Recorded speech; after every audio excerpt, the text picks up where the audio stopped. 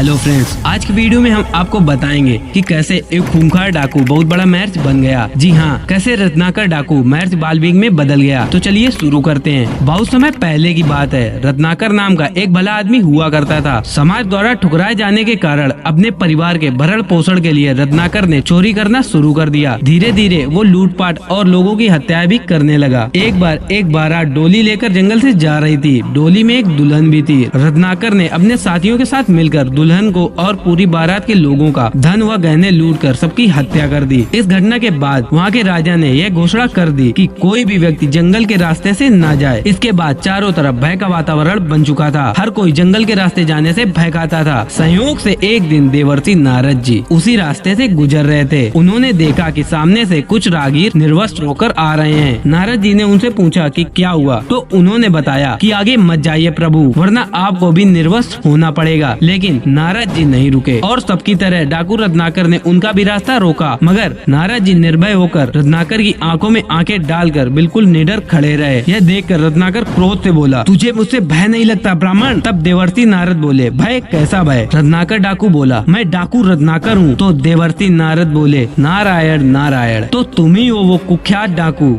जो लोगों को लूट कर उनकी हत्या भी कर देता है। परंतु मैं तुमसे भयभीत नहीं हूँ, मैं निर्भय हूँ।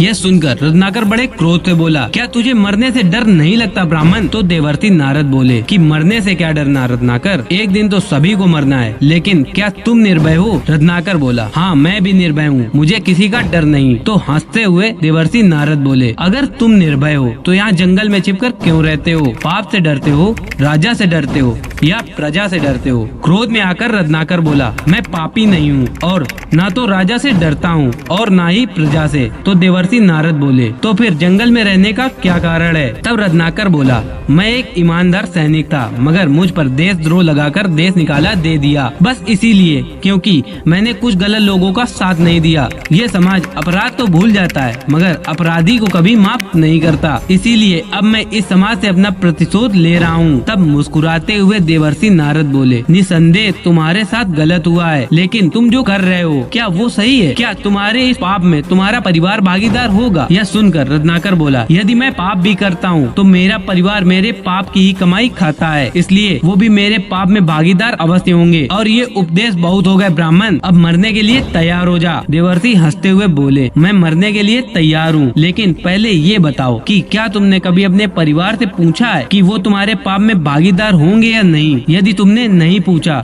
तो तुम व्यर्थ ही उनके लिए लोगों की हत्या करके अकेले इस जघन्य अपराध के भागीदार बन रहे हो। देवर्षि की बात सुनकर रत्नाकर विचलित हो गया। उसने अपने साथियों से कहा, बांधो इस ब्राह्मण को पेड़ से, अभी मैं घर पर पूछ के आता हूँ ताकि इस ब्राह्मण को सुकून से मार सकूं। देवर्षि हंसने लगे और रत्नाकर तुरंत अपने घर की तरफ दौड़ा। रत्नाकर ने घर जाकर अपनी पत्नी से पूछा कि मैं जो कर रहा हूँ क्या वो पाप है? रत्नाकर की पत्नी बोली, चोरी, लूटपाट और हत्या करना तो हमेशा से पाप ही है स्वामी। पत्नी की यह बात सुनकर डाकू रत्नाकर थोड़ा विचलित हो गया। रत्नाकर ने दूसरी बार पूछा कि अगर ये पाप है तो क्या तुम मेरे इस पाप में भागीदार हो? पत्नी विनम्रता से बोली, हे स्वामी, आप मेरे पति हैं, आपके सुख दुख में आपका साथ देना मेरा कर्तव्य है, लेकिन आपके पाप में भागीदार होना नहीं। आपका कर्तव्य है कि आप हमारा पालन पोषण करें। पत्नी की यह बात सुनकर रत्नाकर अपने पिता के पास गया। उन्होंने भी यही जवाब दिया और कहा कि बेटा, ये पाप तो तेरी कमाई है, इसे हम कैसे बांट सकते हैं? उनके पश्चात रत्नाकर अपने पुत्र के पास गया तो पुत्र ने भी यही जवाब दिया।